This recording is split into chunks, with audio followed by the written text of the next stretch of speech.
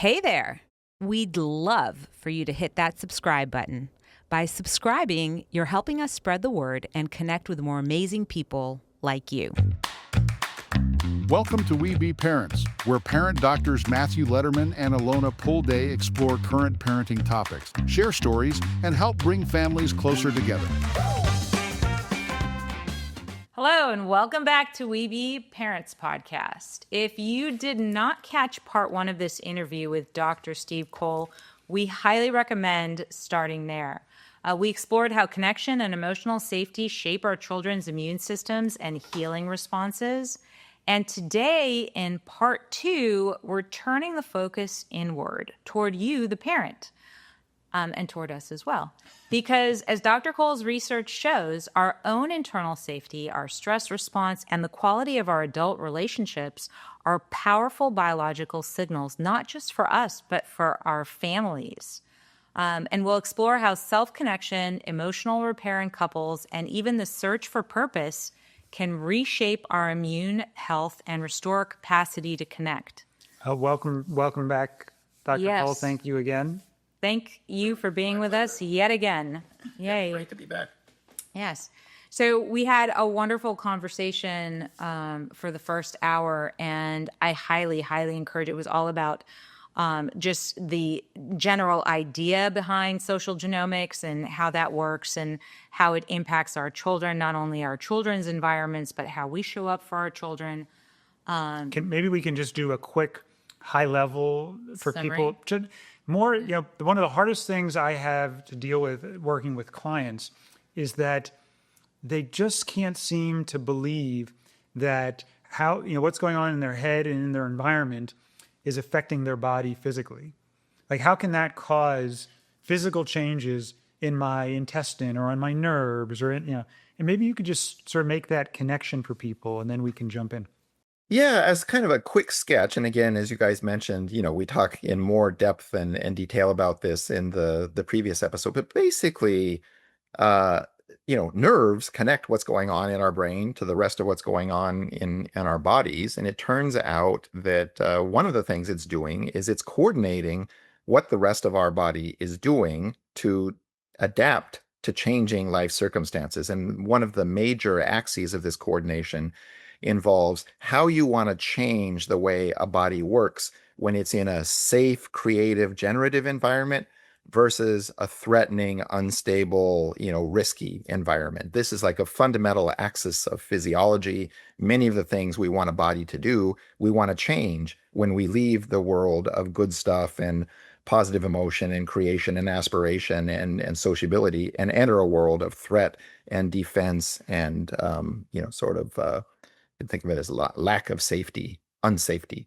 So that computation of the world as safe versus threatening, or the world around us as, something that we can trust versus something we need to be vigilant and guard against and look for trouble and deal with it, that ends up penciling out in terms of changes in cell biology in the rest of our body in ways that are kind of patterned by our evolutionary history, but may be running very differently today than they were over, the many hundreds of thousands of years that we've been evolving as the kind of the social creatures we are. And so in the world we live in right now, this body is running very differently than it used to. It used to run, happy and relaxed and tranquil the vast majority of the time and be acutely stressed at a high level for very short periods of time.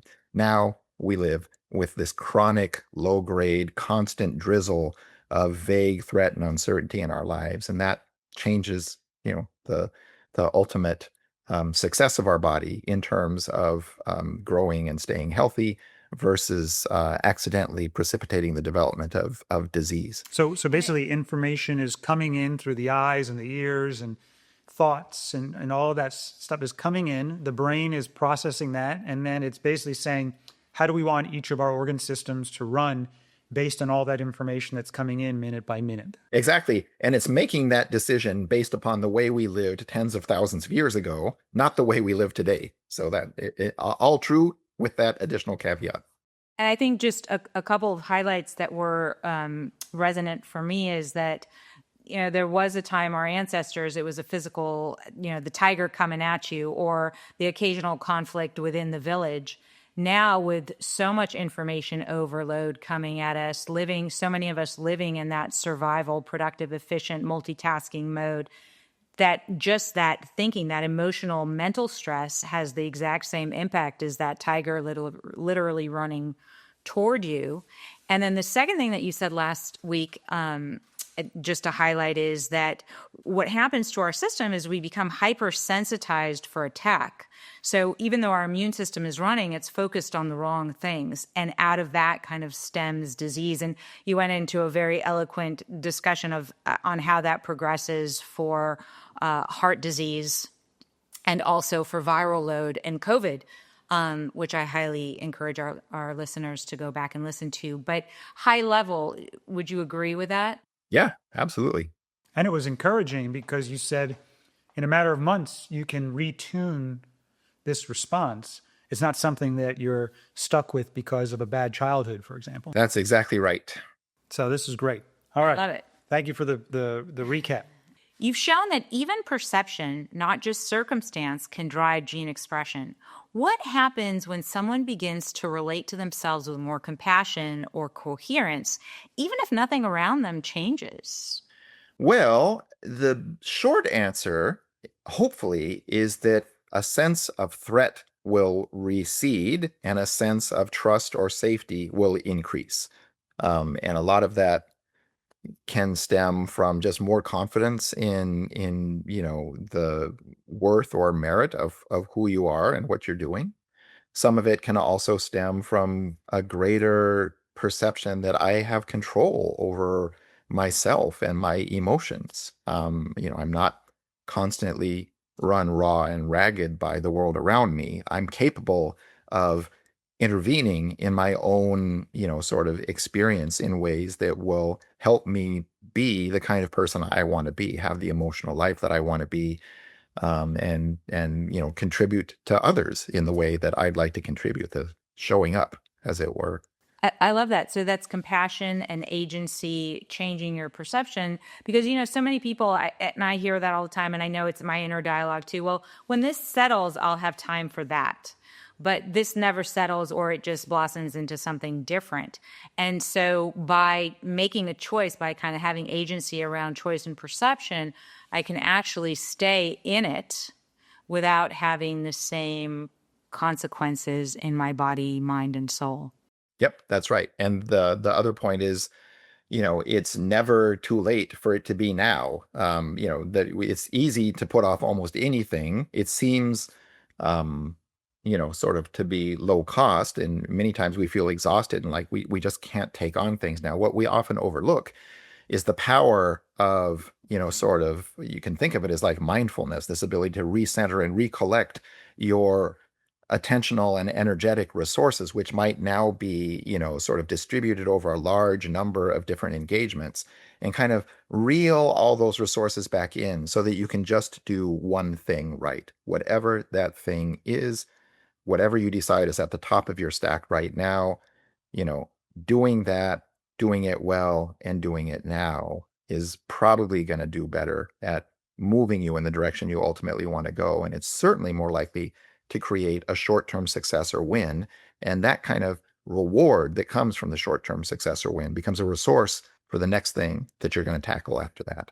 And it shifts your physiology towards safety. Yeah, especially that it gives you a sense of hope, and it gives you a sense of efficacy as well. So it has multiple positive effects in sort of shaping which of these biological modes our body are actually operating in. So parents who are listening, who have a list that goes out the door of things that they need to get done, to slow down, be present for one thing, do that well right now, not only helps them, but it probably ultimately models for the children and helps the children's system too. So it sounds like that's, even if you don't get to the rest of your list, the big win is slowing down and doing that now. Yeah. The big win is having any win. The problem with the big lists is it's really hard to knock anything off that list. You're going to sort of amortize your efforts and your capabilities over a large number of things, none of which actually get totally done. And so, this idea of actually, I'm going to do one thing right and well and the rest of it will just have to take care of itself for a while. And that once you do one thing right and well and have a clear win, even if it's not totally done, but even if you just feel like, okay, this no longer needs to be on my immediate to-do list. I'm in a good place with this. And a lot of child rearing is that way. Child rearing is going to go on, for decades, right? I mean, we're not even going to be done with them when they're 30. We may not have the same kind of investments or sort of requirements, as those are definitely going to change with time, but kids will always be part of our lives. So that's not, like, raise my kid is not an item that's going to go off the list, right? And so this idea of like, okay, actually raise my kid is too big a chunk. Let's think about, what does my kid right now really need? And many times, we get so caught up in, if I don't play the Mozart music, they're never going to Harvard or something like that. Whereas in fact, it's like, the reality is they're going to be fine even if they don't go to Harvard, number one. And number two, what they really need right now is someone who will just play with them, right? And that's the stuff that we get, we feel like, I'm responsible for all of this future. It's all loaded up. And so everything you're doing becomes overwhelming. But what really builds strong, capable kids is this sense that, they have a warm, supportive, caring, reliable, familial environment, a safe nest, a safe base from which they can go out and take chances and learn about the world and become a stronger, more capable person. And that is a much bigger gift that you can give them than just playing them Mozart or 25 other, sort of enrichment things that you sent them to. That sense of security, that sense of agency, capability, that sense of being able to draw strength from the wisdom and strength of others around you. Those are the gifts that will actually end up structuring the kind of lives that we most want for our kids. And protecting or enhancing their nervous system and physiological state.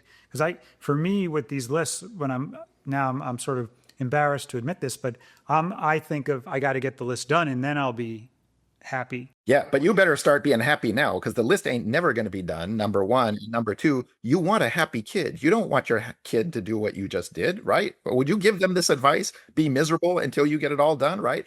So what the heck are you doing? Exactly. All right, there was a wake-up call right there. But that's what's. And we get that clip on repeat. Yeah, we're gonna get that on repeat. That'll be my phone ringer. Hey, just don't attribute it to me. I don't want to be in trouble every time you guys fight. But whatever. Oh no, not at all. She's been. It sounds like you talked to her before the call or something. But like, I like that. It just feels so doable.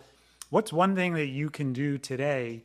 Don't worry about the whole list. What's one thing? And then we talk about play when you're not sure what to do with your children. Play with them, and that's PLAE, which stands for presence, loving attention, and empathy.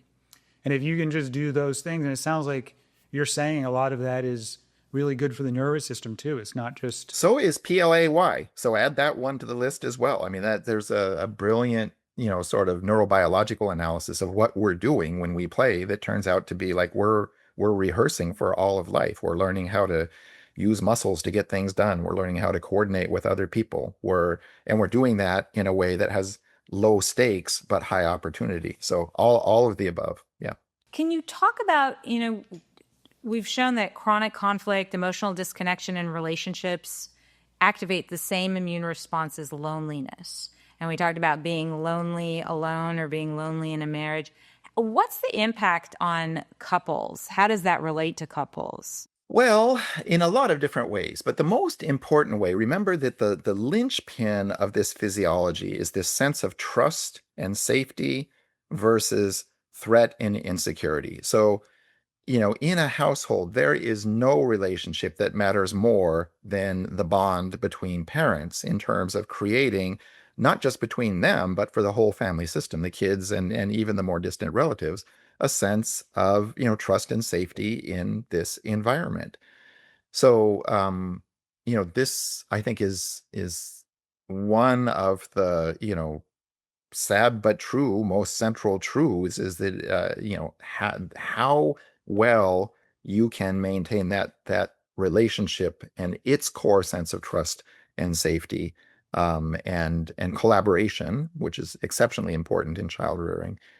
I think it's like obviously important for the biological well-being of the spouses, but perhaps even more so for the kids that are around those spouses who live the, if you will, the consequences of all of that, and who are basically imprinting on everything that they're seeing as a worldview, as a sense of what's possible or desirable or sort of virtuous and healthy. So that kind of biology doesn't just stay inside one body, right? It creates a kind of a cultural atmosphere within the family that ends up affecting everybody, even visitors.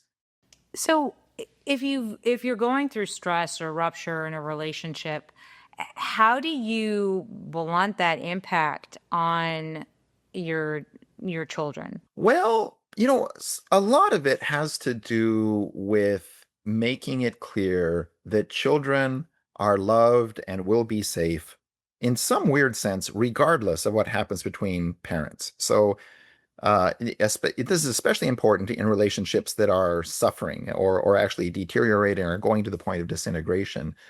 Most parents know that even though they're fighting with their spouse, even though they think their personal relationship is irrecoverable, they know that they will still work together to do what is needed for these kids' well-being. It's very uncommon. It's not 100%, impossible. This does happen occasionally, but most of the time, even the most combative parents can still effectively co-parent somehow. They might be doing it as, sort of opposing silos with like a big courtyard between them, or sometimes it's much more warm and intimate than that.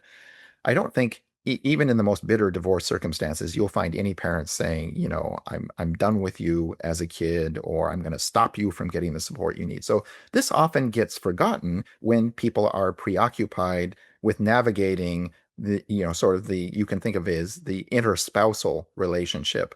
And so, perhaps I would say the most important thing is to, quickly consolidate around this idea that you as a child will be safe no matter what. We will always love you. That person that I'm not going to be with will always be your father. That person that I'm not going to be with is always going to be your mother. She, he did, they created you. You will always be part of them, and we will always love both of you. Consolidating that sense of kind of long-term safety, even amidst what sometimes are like necessary adjustments in what's happening in short term, which will, often include the rupture of relationships. That it's completely doable. It gets done all the time, but it's just so easy to forget about when you're actually dealing with the frictions itself. So in the extreme version, this is another version of the slow down, talk to the people who are affected. Don't just look where the drama is, look where the quiet is, because that's often where the deepest pools of suffering are taking place, especially for the people that don't know how to talk about it, don't know how to think about it, are not, are suddenly shocked by the idea that a family could suddenly cease to be. So those you can think of as like extreme versions of this, but even, every intact, successful marital or spousal or co-parenting relationship is always going to have to contend with stuff that is qualitatively similar, even if not as quantitatively extreme. And so I do think that consolidating this basic sense of safety amidst overt friction is probably from a biological standpoint, probably the most important thing to do for everybody involved. Yeah, and that makes a lot of sense. What would you say to couples though that they're functioning, and maybe even they've made that very clear to their children, but their own disconnection, or they might just not be, it becomes like transactional or comfortable or familiar, taken for granted, and they don't feel that deep connection. Does that still register for as threat to them? And then if so, translate it into the family, and how do you kind of manage that? Yeah, that's a tricky one. I mean, the honest truth is we don't really know very well. There have been very few studies of this directly, so we don't know. I mean, the tricky part I described earlier in the previous episode is there's a disconnect between what's going on in our conscious minds and our thoughts that we have conscious access to and can talk about, and what's going on in our brainstem in terms of how we feel, in this automatic non-conscious sense. Is the world okay, or is the world not okay? So there's very surprisingly weak connection between those two things. There's lots of people that feel stressed out and overwhelmed all the time, irritable, but in fact, their brainstem says, hey, this is fine. It's like the way life is. And then vice versa. There's brainstems that are working really hard to keep everything together, even though the conscious mind says, yeah, this kind of chaos is normal. That's just the way the world is. I'm not particularly worried or whatever. So it's hard for me to answer without more direct data on this kind of thing. And I would say, um, I'm especially cognizant of this in that, life is hard. Family life is hard. Marital life is hard. And in some sense, what works, works. Like there's all kinds of unpredictable, unconventional ways to get to life circumstances that are basically okay. And I think what's most important is actually, making sure that people are not running a lifestyle of threat and uncertainty, and are also not running a lifestyle of hostility or desire to escape.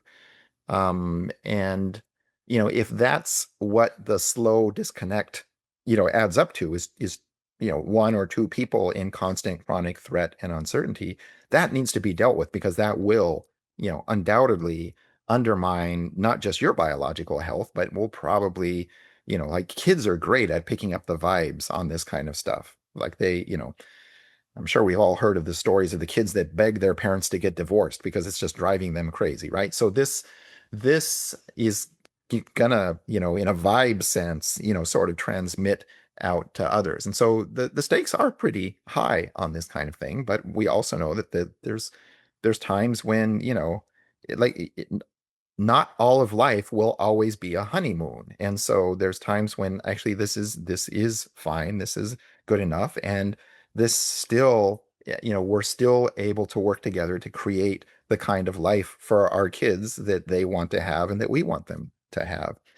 So I regret that I don't have clearer either data on what works or what doesn't, or even this kind of psychological wisdom. All I can do is bring us back to the basic principles from all of social genomics, which is, threat and uncertainty, mistrust are surprisingly toxic. They don't just stay in your brain, they get out into your body.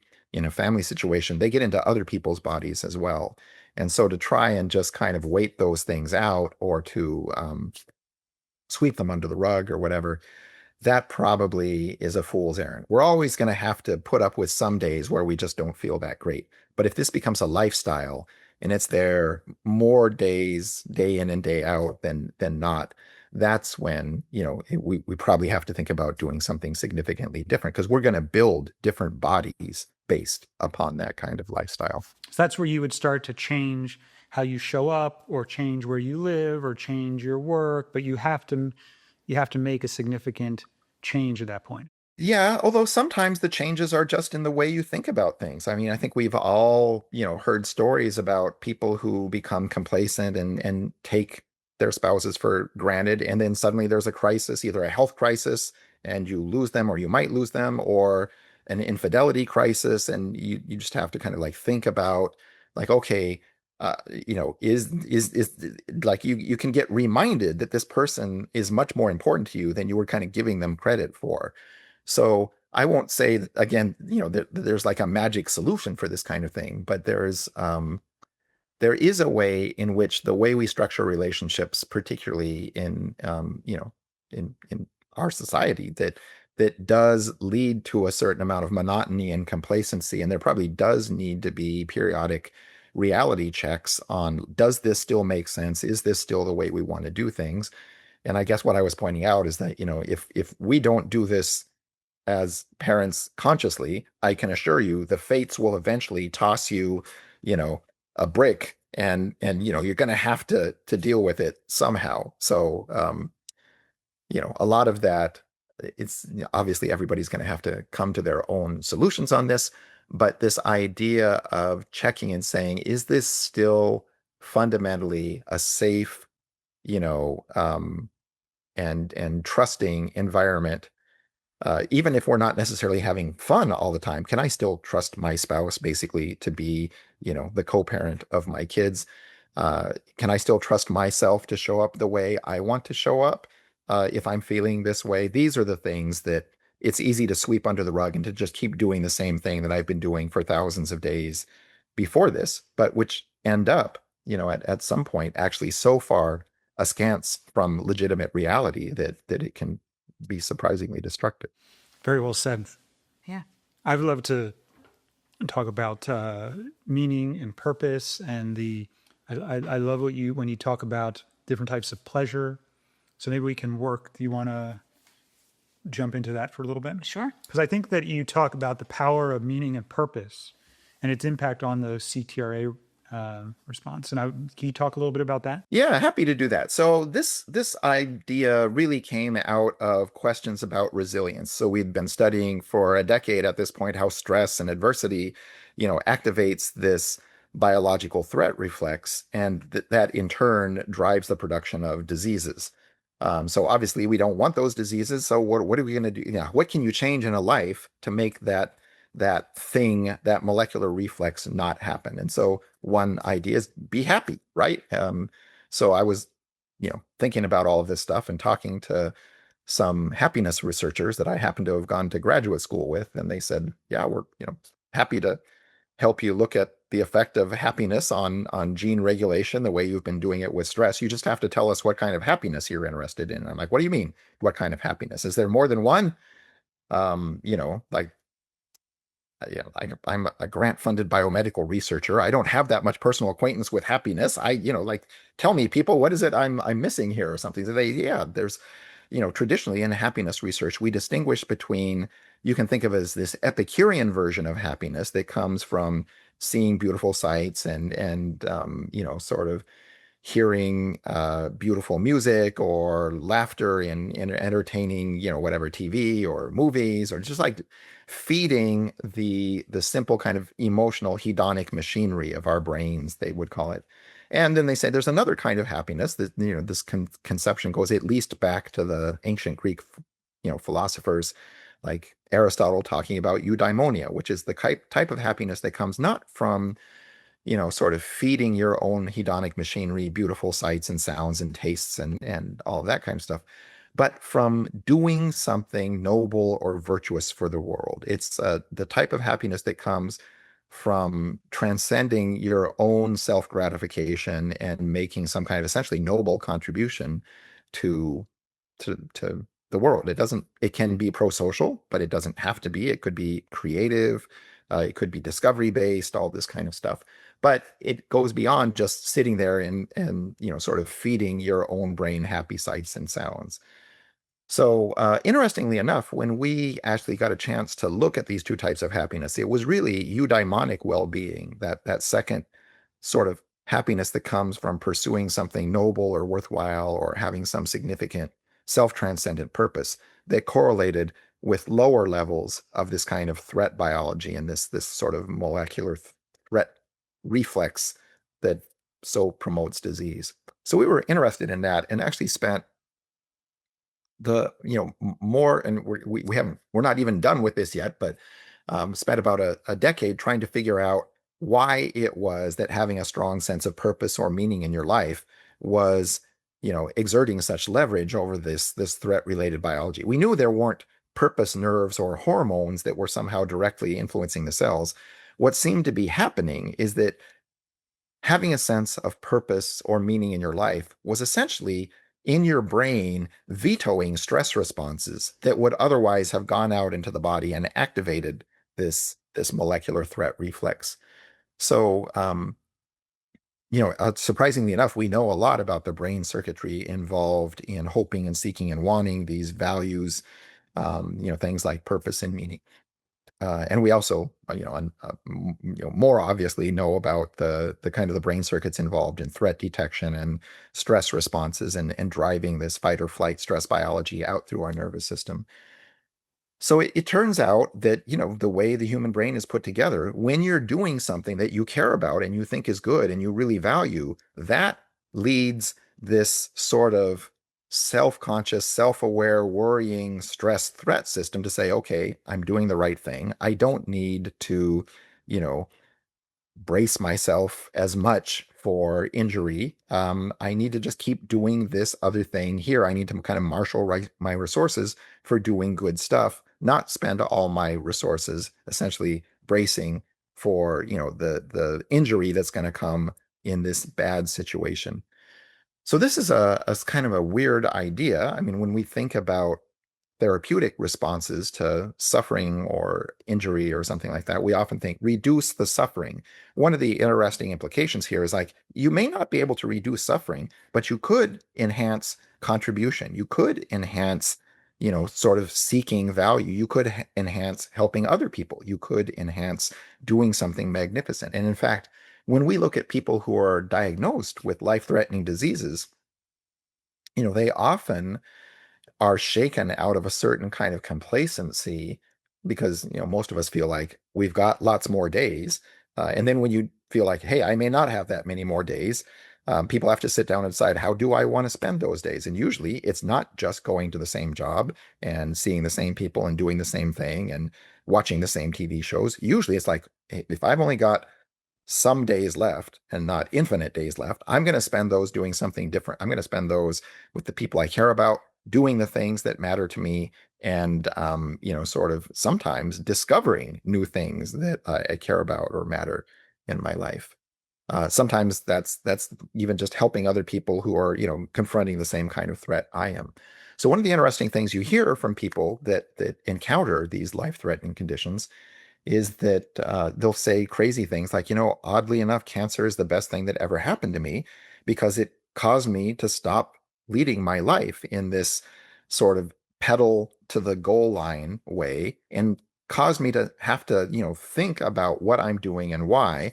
And I stopped doing a whole bunch of stuff that wasn't that important, spending time with a whole bunch of people that didn't really matter that much to me.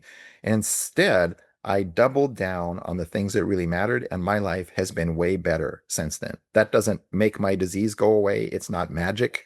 But uh, at this point, I'm living better than I did before I had cancer, and I love it. So it sounds crazy. It sounds like a too good to be true story. Happens all the time. And it even happens as people get older, as the number of days we feel we have left shrinks. Our investment in the people and the causes that we care most about generally grows. So people at old age often experience higher levels of emotional well-being, even when they've got disease or physical limitations that are related to age. They're often nonetheless happier because they've invested more of themselves and their time in the things that really matter. And what we know is that from the neck down, the rest of the body can feel that same glow. Like when we're doing what we care about, that threat biology basically gets shut down. Not 100%. It's not like it's completely gone, but it gets throttled back a huge amount, and we run basically a healthier, cellular and molecular body than we would have otherwise. So I love that it's like you were, like you were telling me before, stop waiting to finish the to-do list to be happy. Pick something important off the list and be happy right now.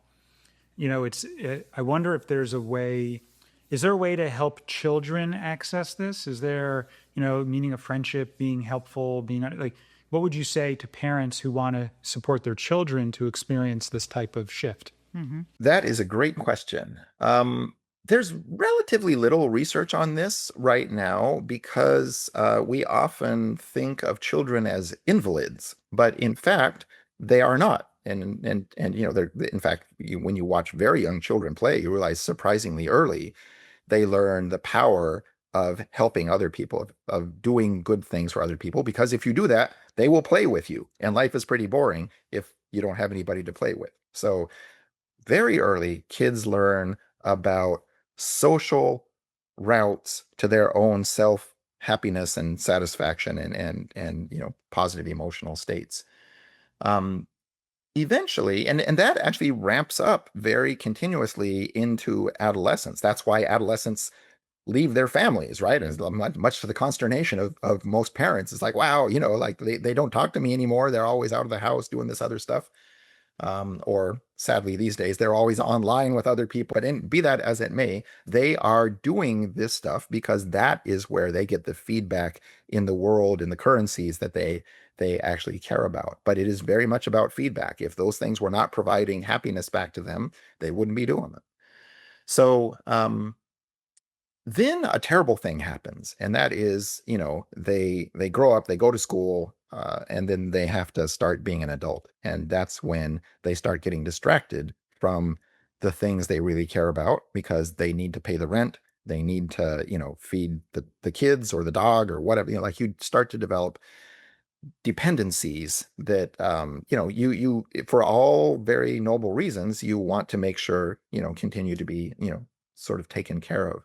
But that leads people to become often focused on these other activities, and they start to lose track of what they actually care about. This happens very early, and by the time you get to middle age, of course, this is the architecture of midlife crises, where people have been operating for decades, uh, doing these extrinsically, required and intrinsically motivated things. Like people do want to keep the rent paid. They want to keep a house for their family. They want to provide.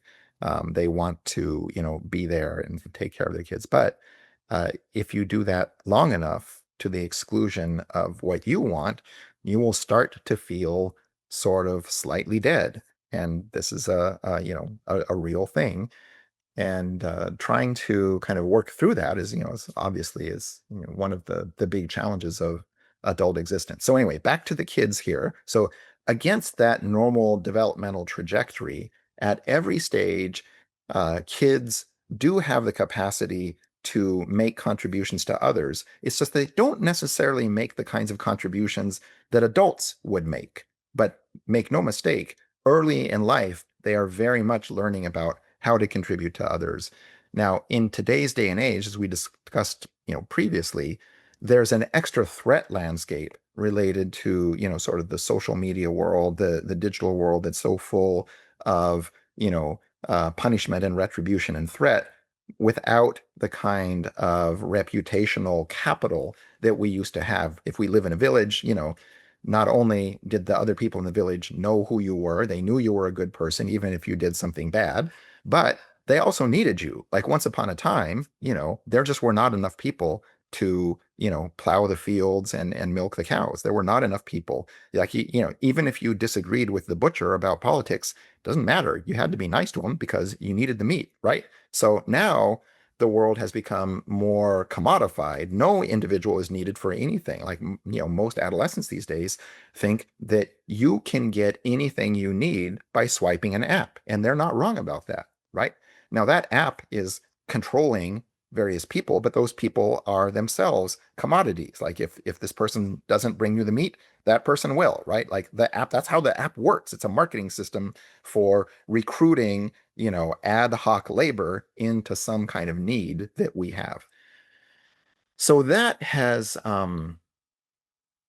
complicated the ability to make contributions to others that are sort of genuinely, I guess, how would we put it, rewarding to ourselves. And that actually, I think, that sounds kind of trivial and arcane, but I think the loss of individualized capital, this like, I've done good stuff for my community, I've got a certain number of brownie points, people know who I am, they know I'm, honest and trustworthy in general. Even if I say something wrong here, they know actually that's not the way he really is, or, she's in the process of growing or something like that. So that's made it harder for kids to make contributions, honestly. Like the threat land, if you're, making a contribution always involves taking a risk. There's a risk that you'll fail to make the contribution. There's also a risk that the contribution won't be accepted in the way that you intended it. And as people feel the world becoming more threatening, they are more inclined to kind of recede, which is fine. It seems like short-term safety, but the problem is it undermines the long-term growth that's actually going to lead you to be a generative and productive member of society in the way that actually rewards you and feeds all of this positive pro-social biology. I'm wondering though how that applies also, and if it applies. I was thinking, our daughters love musical theater, for example, and we support their enjoyment of it, but not pushing them to be the star, the lead. My nephews are in sports, and my brother is very kind of active around. They're being a team player, not the most valuable player. Does that versus there are times where parents push kids and we've been I've been on the other end of that too, but where you push the kids to be the most productive, to be the most efficient, to highlight them as the star. Does that impact how they show up in contribution? Because when they're a part of a team, when they're on stage delivering this beautiful musical show to an audience and getting that feedback of the gift that they're giving the audience, or when a team is playing together and they're actually enjoying the game and each contributing to other players in the game versus being attached to an outcome in that specific circumstance, does that impact differently? Yeah, it probably does. Again, I can't speak about that directly on terms of molecular biology because we just don't have the studies of that kind of thing.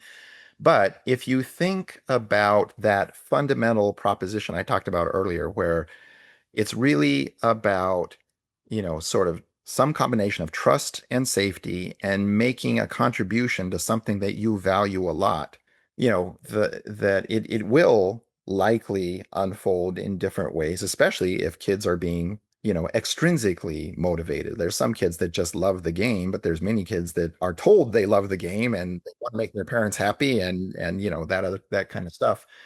And there, it's tremendously fraught because if you don't love it yourself and you're really doing it for somebody else, and that other person is very, demanding and themselves need, validation and success through their children as a vehicle, I mean, that is a situation where, the both individuals' sense of self-worth is placed at risk by virtue of the fact that they've kind of outsourced it to somebody else. The kid is outsourcing their sense of self-worth to parental approval. The parent is to some extent outsourcing their sense of self-worth to their children's performance. That is a classic problem in both directions because you cannot control your own outcomes, and that in turn creates all kinds of friction between people and all kinds of conflictual motives and things like that. So it does seem like that would be a very kind of difficult lifestyle, and we see this anecdotally in the lives of child stars of all sorts, sports and entertainment being two examples where typically the adult outcomes are not great. There's a lot of casualty stories that come out of that lifestyle. And it certainly does not create a kid who has a sense of, unconditional safety in their house. In fact, if anything, the most dramatic, antithesis of that. Yeah, that makes a lot of sense. But we're getting to the end here, and I'm wondering if there was one thing that you wanted parents to leave with, for the relationship or as with kids. Is there anything that you would say, hey, if there's one thing other than get rid of the to-do list and just pick one thing, I got that one already. What would be the one thing or something that really stands out for you? I think the one things that stand out for me, one of them is, always remember that there's this fundamental, sort of thermostat in our non-conscious brains asking every minute, are we safe? Is this a trustworthy world that I live in? Am I okay? Are things unfolding the way that I want them to? Or at least that I expect them to? Or is something wrong? And that if they're like, you don't even have to ask for it once that, things are not going as predicted. Even if you're just uncertain, you're not outright afraid, your body's going to start, I think, working differently from that kind of thing. And that's okay a few times. But again, if you create a life where that's everything that happens all the time, it's going to slowly kind of corrode, rust, basically, your health and well-being. And the second is this, attention to the outside world and making good stuff happen that oddly enough should become ever more important the more we ourselves are in pain or suffering or threatened. It's not our natural instinct. When we're in pain, we think about ourselves. That tends to promote anxiety and depression and things like that. One of the most reliable way out of that is to be able to redirect your attention to someone else or something else that matters to you and that is a worthy competitor to your own sense of regret or insecurity. So being able to make contributions even in times when you're feeling weak or beleaguered is a surprisingly powerful therapeutic response to individual sort of misfortune and disadvantage. Thank you so much, Dr. Cole, for being on our podcast. We have been so honored to have you, and this has been so powerful on so many levels. And we just really appreciate you joining us today. Yeah, thank you so much. We really appreciate it. Sure, it's my pleasure, and good luck to you and all the work you do. Yes, thank you for the work you do, and keep it up. We love it.